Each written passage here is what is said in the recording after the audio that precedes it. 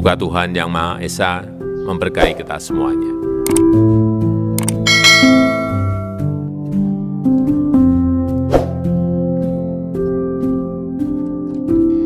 Jangan sungkan, jangan lengah. Iya. Itu luar biasa, sangat erat kaitannya. Ketika ada orang yang nggak pakai masker, kita mau negur susah, sungkan. Iya, betul, betul. Kalau kita ketemu orang, kayaknya merasa teman dekat, itu lengah. Itu bener dok. Ya, iya. Jadi dua hal itu yang simple menurut saya, tapi efektif. Ya, setuju. Ya. Nah, sebelum kita bicara tentang yang lain dok, dokter kan di ICU nih dok, pengalaman perjalanan itu tuh banyak. Nah, bagaimana ketika dokter kolaborasi dengan teman perawat dalam tim menangani? Karena tentu kan dokter memberikan satu kolaborasi dengan perawat kan itu harus konsisten dan continuous gitu. Bagaimana dok? Ada pengalaman dok? Iya, jadi saya bicara ini berdasarkan saya sebagai medis, tapi juga saya sebagai seorang pasien ya. Di situ saya merasakan sekali bahwa kita tuh tidak bisa berdiri sendiri. Misalkan, oh dokternya tuh yang penting gini-gini, waduh, saya 24 jam di ruang perawatan intensif, coba yang nemenin saya kan bukan dokter. Perawat datang 24 jam malah ya, 24 jam. Bahkan untuk hal-hal yang ringan seperti membalikan saya untuk berubah posisi, itu kadang-kadang saya sangat meminta tolong bantuan dari perawat untuk bahkan untuk hal-hal private seperti buang air besar, demikian. Itu waduh, tanpa bantuan mereka itu sangat-sangat nggak mungkin lah menurut saya. Kemudian juga selain perawat, misalkan gizi, waduh, kalau kita pernah kena itu kebayang deh, itu nggak bisa makan, nggak mau makan, dan ya nggak ada keinginan lah untuk makan. Jadi kadang-kadang kesabaran dari ahli gizi, kemudian dari perawat itu sangat berperan untuk membujuk kita gitu ya. Walaupun saya sebagai dokter tahulah misalkan ini, tapi sentuhan kemanusiaan itu dan sentuhan profesional itu sangat-sangat berperan. Kita kadang-kadang terjebak dalam rutinitas, sehingga kadang-kadang ya si A, si B itu kan sifatnya berbeda. Nah, kadang-kadang kita habis ketemu A gitu ya, mungkin entahlah cerewet atau dimarahin atau apa, jadi kebawa nanti waktu merawat B. Dan profesi sebagai perawat tuh gimana kita, walaupun si A udah bikin kita jengkel atau enggak, ini sebagai manusia kan pasti waktu ngelayani B tuh ini kan ini banget. Nah itu, tapi karena profesi jadi kita harus ya balik lagi kepada fungsi kita, profesi kita sebagai perawat.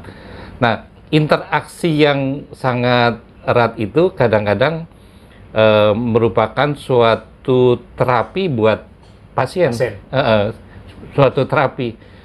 Jadi bagaimana kita merasa itu nggak ada semacam beda persepsi, beda penanganan, kekeliruan mungkin dari semua pihak itu. Dan saya sih merasakan sekali selama perawatan itu sangat berperan dalam proses pengobatan ya, motivasi untuk sembuh dan yang lain-lain. Ya, ini jadi teman-teman Nescafe ini, beliau ini memang salah satu korban termasuk beliau juga sebetulnya. Seorang dokter juga sakit nggak bisa ngobati sendiri loh, begitu perawat. Ini luar biasa memang ya. Nah, itu kan dari sisi dokter waktu kena. Nah, bagaimana ketika dokter sudah sehat lalu beraktivitas kembali, lalu kerjasama dengan perawat, pengobatan itu bagaimana? Ada kesan satu tim atau gimana dok? Iya, jadi untuk kerjasama sebagai tim, dari pandangan saya sebagai medis, sebagai dokter, memang hampir sama ya seperti saya sebagai pasien. Kita itu mesti mempunyai visi yang sama, yaitu kita merawat dengan memberikan experience. Jadi yang membedakan kita misalkan dengan profesi lain atau dengan rumah sakit lain atau antar kita, perawatannya mungkin ya sama ya, orang pasang infus di rumah sakit lain, tempat lain kita pasang infus juga. Tapi yang membedakan adalah experience-nya itu. Experience itu bisa dari sentuhan manusiawi, sentuhan profesi gitu ya, dan interaksi antar itu sangat penting. Menurut saya sebagai medis, kita mesti merancang perawatan dengan experience, pengalaman. Jadi kalau ada seseorang datang dirawat di tempat misalkan kita, nah itu dia akan teringat bahwa pada saat dirawat itu saya tidak mendapatkan hal tersebut di tempat lain, dan waktu dia sakit di kemudian hari dia tidak mendapatkan pengalaman yang sama seperti itu.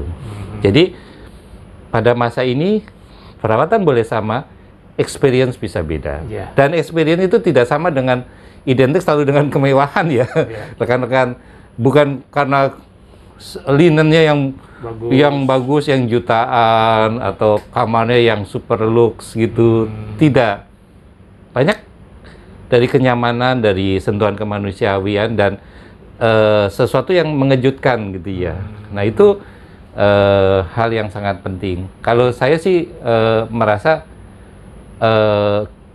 antar profesi itu mesti bekerja sama untuk menciptakan experience tersebut.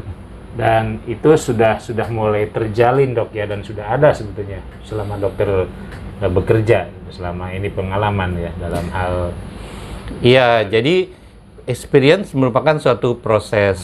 Jadi tidak pernah ada kata akhir. Oh iya, betul. Pada saat kita menaikkan kualitas dari pelayanan kita, maka semua juga akan mulai menaikkan kualitas pelayanan kita, sehingga selalu ada tantangan untuk menaikkan kualitas pelayanan kita tersebut.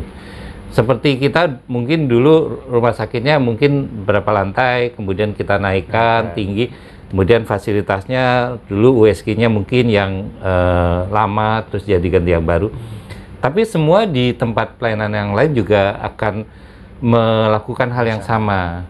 Jadi kita jangan sampai sama gitu ya. Iniannya. Jadi kita harus proses jadinya. Jadi saya sendiri merasakan bahwa proses itu kita sudah jalani. Kebetulan di rumah sakit ini cukup aware, cukup respons dengan hal tersebut. Banyak program, visi, misi, dan pelatihan yang meng-create ke arah experience tersebut. Tapi ya kita nggak pernah berhenti. Betul terus ya. Betul nggak? Iya. Ya betul, kata dokter tadi itu experience terus berkelanjutan ya. Iya. Apalagi kan sumber dayanya mungkin selalu berubah, ada yang keluar, ada yang masuk. Nah, itu suatu tantangan tuh. Dan teknologi pun berkembang, dok ya. Iya, dan teknologinya berkembang ya. Mungkin teknologi itu mungkin dipakai saat ini karena lebih mudah, lebih canggih. Tapi yang person yang menjalankan teknologi itu juga suatu hal yang harus menjadi perhatian. Ya, jadi person ini yang mesti kita kedepankan, dok. Jadi tetap istilahnya moralitas, integritas si nakes itu, dok ya, sebetulnya, dok ya. Kemauan juga untuk belajar berubah. Jadi kita selalu introspeksi. Hari ini kita apa nih yang mau kita lakukan, perubahan apa yang mau dilakukan yang dapat lebih baik. Mungkin saya kemarin ketemu misalkan peralatan ini saya nggak tahu tuh cara gunakannya. Apakah hari ini saya ada rencana untuk belajar dari internet, dari Google, dari YouTube, atau nanya senior. Nah itu sehingga kita lebih tahu. Jadi kemauan untuk berubah itu bisa menjadi tolok ukur seseorang, perawat atau medis yang lain, apakah dia satu puas dengan profesinya. Ya, setuju. Gitu. Karena kadang-kadang kita suka jemu gak? Misalkan jemunya karena apa? Karena kita melakukan hal yang berulang, monoton. Terus sama monoton, seperti itu. Jadi kita merasa mandek, enggak jemu, seperti itu. Nah, kalau kita set di pikiran kita bahwa kita harus berubah terus ke arah yang lebih baik, inovasi, dan itu akan lebih untuk bekerja jadi lebih nyaman. Lebih nyaman, Dok. Ini pesan luar biasa nih. Jadi kadang-kadang perawat juga kan jenuh, pulang sampai rumah, masuk lagi, nggak ada inovasi, tergantung dari kita. Saya setuju dengan kata-kata motivasi Dokter Irwan nih. Baik, Dokter. Ini tadi sudah banyak sebetulnya, Dok, inti pembicaraan kita dan banyak penterjemahan dari dokter. Nah, bagaimana dengan kita menghadapi new normal ini? Pesan-pesan dari dokter kaitannya dengan tentu kita kan belum selesai nih, Dok. Iya, betul. Karena kan bisa new normal, bisa nanti normal kembali. Itu yang harus kita. Tapi dua hal, jangan lengah, namun jangan sungkan. Mungkin apa pesan-pesan yang secara medis ataupun secara moral? Baik, Dok, silakan. Iya, memang kita pasti akan melewati masa pandemi itu. Itu kita pegang tuh. Kita harus optimis dan pasti terlaksana. Ya, itu pasti terlaksana. Seberapa cepat? Nah, itu juga tergantung kita semua. Kita bisa cepat melalui masa pandemi ini dengan baik. Nah, sekarang bagaimana kita maintain kondisi pasca pandemi ini supaya satu, tidak berulang lagi pandemi yang ini. Yang kedua, kita siap untuk pandemi yang kemungkinan ada bisa menjadi pandemi yang berikutnya. Nah, menurut saya harus diupayakan memang dalam satu keluarga, dalam satu lingkungan itu ada semacam regulasi dan kesepakatan. Kalau di rumah mungkin masing-masing keluarga berunding ya antara suami istri atau siapapun dalam satu keluarga. Kita di new normal itu mesti apa? Jadi penting sepakat. Misalkan setelah new normal itu kita misalkan setiap kali masuk rumah harus ada kebiasaan cuci kaki ya. Dan itu nggak hilang misalkan. Jadi kalau kemudian cuci kaki lupa. Nah, misalkan itu hal-hal kecil yang harus didiskusikan. Setuju. Kedua, kalau kita pulang dari luar, semua baju itu harus sudah diganti dan mungkin mandi ya. Itu jangan berhenti karena itu bagus ya. Dulu-dulu juga sebenarnya sebelum ada pandemi itu sebenarnya bagus, tapi dengan adanya pandemi ini jadi semacam kebiasaan baru. Jadi itu harus disepakati. Kemudian memang pemakaian masker menurut saya sih, kita kan orang Indonesia, orang Timur, kita juga masih punya rasa kepekaan yang cukup tinggi menurut saya dibandingkan negara-negara yang liberal ya, di mana yang anti masker dengan yang pro masker itu bisa benar-benar clash, bisa benar-benar perang. Kontradiktif. Iya, bisa-bisa perang itu. Nah, di kita asal diberikan persuasi yang baik, itu kita masih kemungkinan masih menggunakan masker. Nah, mereka yang tidak terlalu mau memakai masker, itu memang masih seharusnya peraturan-peraturan di tempat umum mengenakan masker jangan dihilangkan. Menurut saya nih ya, jangan dihilangkan. Mungkin dengan diharuskan gitu, jadi mereka akan ikut. Dan kalau ikut, mereka akan terbiasa. Gitu. Kemudian kebiasaan lain yang selama new normal ini, ya tadi di tempat kerja ya, kan kita berharap bahwa di new normal itu semua work from office ya, atau bisa datang tatap muka. Tapi desain dari kantor dan lain-lain itu mesti diserahkan kepada K3 dari perusahaan itu, sejauh mana desain dari ruang perusahaan, yaitu menyesuaikan iniannya. Misalkan contoh yang ringan tuh ventilasi.